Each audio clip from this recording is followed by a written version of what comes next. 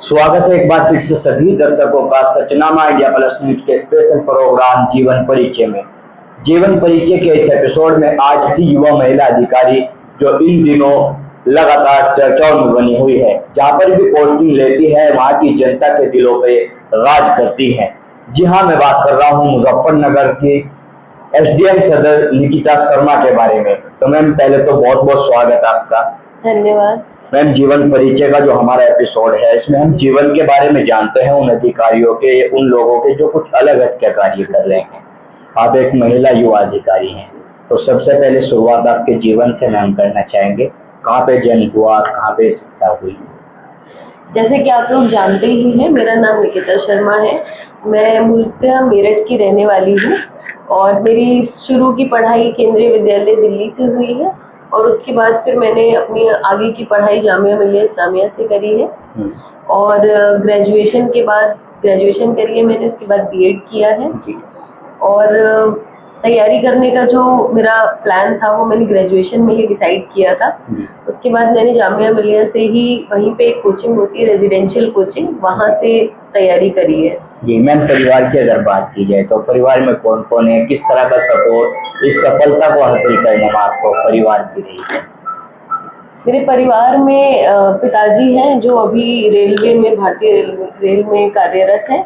माताजी हैं, गृहिणी हैं, एक बड़ी बहन है जो डॉक्टर है और एक छोटा भाई है जिन्होंने बीटेक करी है। जी, तो मैम किस तरह से, मतलब आप अधिकारी ही बनना चाहती थी या ये बाय चांस हुआ, बनना कुछ और था और बन गए कुछ और? क्योंकि मेरे पिताजी, मेरे दादाजी सब लोग शुरू से ही भारत सरकार में थे, तो एक सरकारी सर्विस की तरफ रुझान तो मेरा शुरू से था।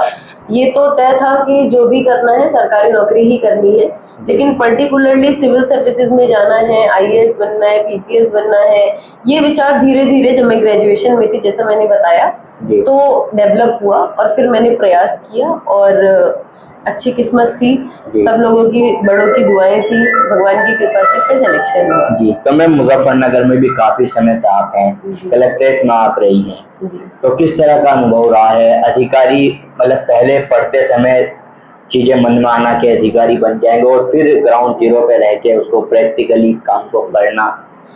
मुजफ्फरनगर मेरा दूसरा जिला है। इससे पहले मैं शामली जिले में थी। शामली जिले में मैं 3 तहसीलों में एसडीएम रही हूँ। मुजफ्फरनगर में मैं अभी 10 महीने पहले आई थी। इससे पहले मैं उप जिलाधिकारी मुख्यालय थी, तो डीएम साहब के साथ बैठ के मैंने मुझे पूरे जिले का ओवरव्यू मिला, जगह जगह से समस्याएं आती थी उनका ओवरव्यू मिला। और मैंने अभी लोकसभा चुनाव में पुरकाजी में एज एआरओ चुनाव भी कराया है, पुरकाजी विधानसभा में, तो बहुत अच्छा लगा। और हाँ, पढ़ाई, जैसा आपने कहा कि जब पढ़ते हैं तो इतना नहीं पता होता है कि बहुत ही विस्तृत और बहुत ही ज्यादा बड़ा फील्ड है ये, जिसमें आपके पास बहुत अपॉर्चुनिटीज होती हैं जहां आप काम कर सकते हैं। शिक्षा ले लो, स्वास्थ्य ले लो, युवाओं की समस्या ले लो, जिस भी प्रकार की जितनी भी चीजें हैं, लगभग हर फील्ड में हम कुछ ना कुछ करके कुछ अच्छा बेहतर कर सकते हैं।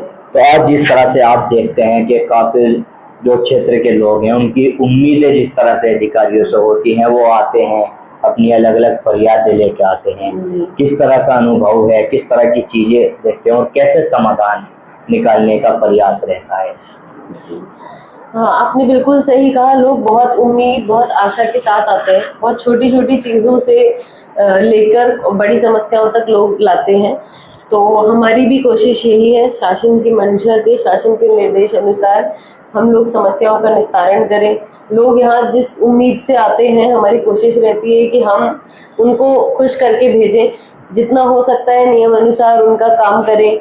और अच्छा लगता है, ओवरऑल काफ़ी अच्छा लगता है। अगर हम कोई काम किसी का करते हैं तो उसके चेहरे की वो चमक देख के अच्छा लगता है। जी, मतलब क्या मैसेज देना चाहोगे लोगों को जिस तरह से उम्मीदें अधिकारियों से रहती हैं? अब आप एसडीएम सदर, बड़ी जिम्मेदारी सदर स्तर पर मानी जाती है, तो मैं लोगों से यही कहना चाहूँगी आपके माध्यम से कि अपनी समस्याएं निसंकोच रूप से हमारे सामने लाएं। कानून को या किसी चीज़ को अपने हाथ में ना लें। ऐसा ना सोचें कि कभी कुछ नहीं होता है, इतना होगा। चीजें होती हैं, बदलाव में समय लगता है, धीरे धीरे चीजें होती हैं। सब्र रखें, पेशेंस रखें और उम्मीद रखें, काम होंगे। आए 10 से 12 हमारे यहाँ जन सुनवाई का समय है, आए और अपनी जो भी समस्या है हम कोशिश करेंगे कि हम उसका जितना हमसे होगा या उन लोगों की जिस उम्मीद से वो आए हैं उस पर खरा उतरे। एक चीज लगातार सुनने को मिलती है, अधिकारी सरकार के होते हैं, सरकार के दबाव में ही काम करते हैं, सरकार के नेताओं की सुननी पड़ती है, विपक्ष भी लगातार हमलावर होता है इन चीजों को लेकर। तो क्या आपका प्रैक्टिकली किस तरह का अनुभव इन चीजों को लेकर रहा है? ये बात सही है, अधिकारी सरकार के होते हैं, हम भी सरकार के ही कर्मचारी हैं, सरकार के ही सेवा में है, लेकिन इसका सरकार की जो मंशा है वो हमेशा जनहित है, जनता का हित है। और हम एक माध्यम है सरकार और जनता के बीच में। जो योजनाएं चल रही हैं या जो भी ऐसी चीजें हैं जो सरकार जनहित में करना चाहती है, हम उसका माध्यम है। तो हमारी पूरी कोशिश ये रहती है, आगे भी रहेगी, कि जो मंशा है जनहित की, जो स्कीम्स हैं, जो योजनाएं हैं, उनका जो असली निचोड़ है या जो उनका एक मूल वो है जनता का कल्याण, उसको हम करने में सफल हों। बीच में जो भी आरोप लगते हैं या तथाकथित कहा जाता है, हमारी हमेशा कोशिश रहती है, मेरी पर्सनली कोशिश रहती है कि ऐसे आरोप ना लगे और जो मंशा सरकार की है वो हमारे माध्यम से जनता तक जरूर पहुंचे। लगातार ये चीजें रहती है। आज के समय में तो अलग अलग बहुत सारे संगठन भी हो गए हैं, जरा सी बात पे नाराजगी जाहिर करते हुए धरने प्रदर्शन वो करने लगते हैं। किस तरह से आप तैयार हैं और क्या मैसेज उन लोगों के लिए? जी, लोकतंत्र में सबको धरना करने का अधिकार है, अपनी बात कहने का, शांतिपूर्ण तरीके से धरना करना लोकतंत्र में अधिकार दिया हुआ है। तो मेरा ये मैसेज है कि आप अपनी बात को आराम से कह सकते हैं। अगर आपको लगता है उचित, तो लोकतंत्र है, हम आपको रोक भी नहीं सकते, आप कर सकते हैं धरना और जो भी चीजें हैं। लेकिन सबसे पहले सारे हल वार्ता से होते हैं। तो मेरे अपने क्षेत्र के लोगों से निवेदन है कि कभी भी कोई भी चीज कानून हाथ में लेना या कोई भी चीज उग्र करने से पहले ये चीज ध्यान रखें कि जितने भी आज तक समाधान हुए हैं सब समन्वय से होते हैं, सहयोग से होते हैं, वार्ता से होते हैं। हम हमेशा तैयार हैं कि हम सहयोग करें, वार्ता करें। तो सबसे पहले आप अधिकारी पे विश्वास रख के एक बार वार्ता जरूर करें, कोशिश जरूर करें मसलों को बातचीत से हल करने की, और बड़े से बड़ा मसला मेरी समझ से बातचीत से हल हो सकता है। जी, निकिता शर्मा को ग्राउंड जीरो पे रह के काम करना पसंद है या ऑफिस में बैठ के काम करना पसंद है? जिस तरह की समस्याएं आती हैं, कई बार ऐसी चीजें सामने आती है कि जाके देखना चाहिए एक बार। हाँ, मुझे भी व्यक्तिगत तौर पे थोड़ा सा फील्ड में जाके काम करना पसंद है। मुझे भी अच्छा लगता है, खासकर जो आजकल के मुद्दे हैं, जैसे युवाओं का मुद्दा हो गया, आपका हेल्थ हो गया, एजुकेशन हो गया, इन सब मुद्दों पे अच्छा लगता है। आपको अपने क्षेत्र में लोग पहचानते भी हैं कि आप हैं, लोगों को एहसास रहता है कि नहीं अधिकारी आ रहे हैं हमारे बीच, तो हमारे जैसे अधिकारी हैं। तो ग्राउंड जीरो पे काम करना अच्छा लगता है। और साथ में क्योंकि ऑफिस है, यहाँ पे भी लोग आते हैं, फरियादी आते हैं, बहुत दूर क्षेत्रों से आते हैं, तो एक दोनों का मिक्स बना के चलना कि आप फील्ड पे भी जाएंगे और आप ऑफिस में भी बैठेंगे, ये एक मेरे हिसाब से व्यक्तिगत रूप से मैं इसको सही समझती हूँ। मैम, एक महिला अधिकारी है, युवा अधिकारी है, कुछ आज के समय में भी ऐसी मानसिकता के लोग समाज में हैं जो मतलब लड़कियों को कहीं ना कहीं पीछे रखते हैं, लड़कों को बढ़ावा देते हैं। ऐसे लोगों के लिए कोई मैसेज?